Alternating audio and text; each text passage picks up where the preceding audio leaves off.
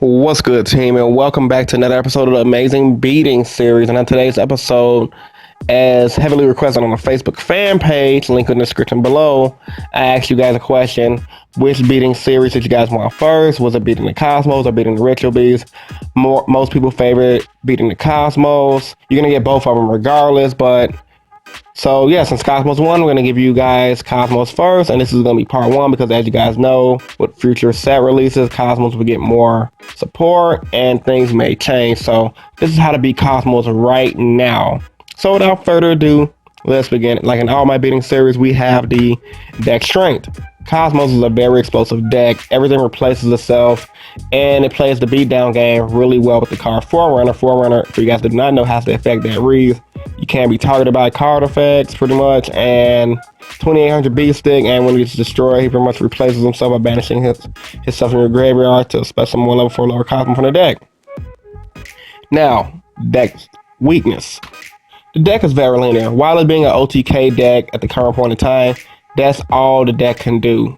I mean, yeah, Forerunner beatdown can be pretty strong, but come on now, what competitive deck can't handle beatdown scenario really well? I mean, Towers Turbo plays the beatdown scenario really good, but Towers Turbo ain't winning every event. Decks have evolved from the time of beatdown being very strong, pretty much. So, with that being said, I feel like the deck is just too linear in what it can do right now, but that don't mean it's not strong. Being very fast and very explosive can win you games, especially if your opponent doesn't know what the hell you're trying to do. Now let's go over to some of the floodgates that you guys can use against the deck. Your floodgates. Obviously, Imperial Iron Wall, because a lot of this deck is revolved around banishing cards to get their effects off. But Light Imprisoning Mirror is another card that's good as well for you guys like Inferno players that can't run Imperial Iron Wall, but you need something else to run against the deck.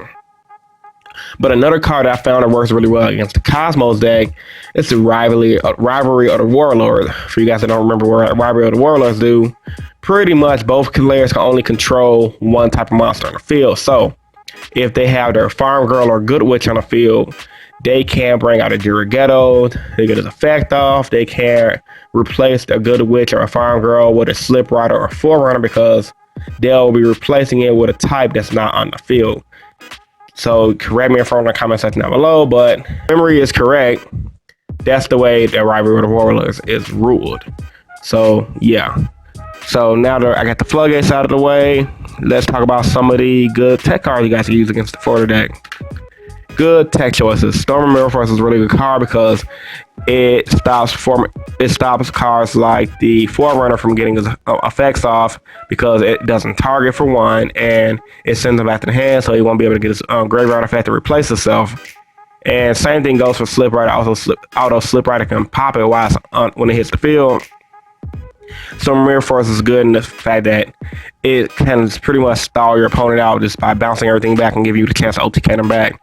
Not one of the best cards, but it's still a good card. I like Prohibition because it's really good against linear one-sided decks. Like back in the day, Prohibition was heavily sided against Bubble Beat.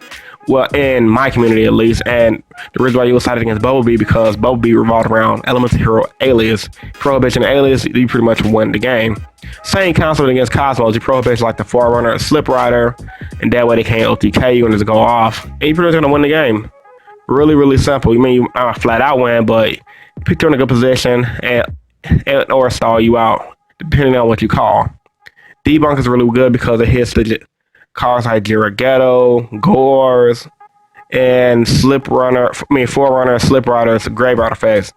And the obvious Chimeratech Fortress Dragon, because if they go into Forerunner, you can't get over him. Go into Cyber, you can go Cyber Dragon into Fortress Dragon and sync up and then beat over one of the Cosmos monsters they may have on the field.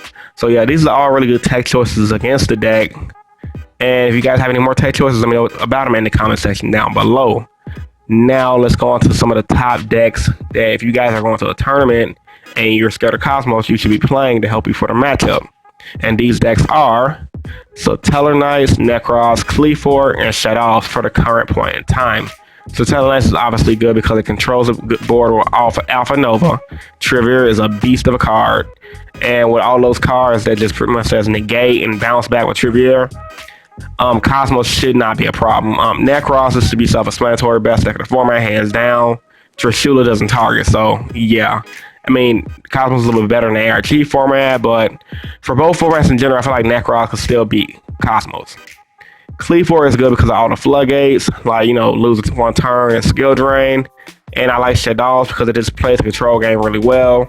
And with the Clown Blade engine added to the deck is able to just explode on you and just wreck your face. So, as a recap, these are the top decks to beat Kozmos. These are your good tech choices to run against the deck. These are your floodgates to side against the deck. So, for you can just beat the deck flat out and win the game. And the deck weakness is very linear. The deck strength is very explosive. Everything replaces itself. And Forerunner can just beat you down just like Cleave 4 Towers, just to a certain degree. This was my Beating the Kozmos part 1. I hope you guys enjoyed my video. Now keep in mind this is only part 1 at the time of the video was recorded. And of course, when future Kozmos sets are released, part 2 and 3 will be made according to how the deck evolves. So with all that being said, I hope you guys enjoyed this video. If you did, give it a big thumbs up, share support. As always, comment in the comment section below. Do you guys have this video at hand? And of course, to do these videos, I truly believe in helping you guys become better players. And also do these videos, I truly believe in you guys help me become a better player. Once again, this is Chris from TeamInnovation signing out. Peace, guys. Have a good night and stay innovative.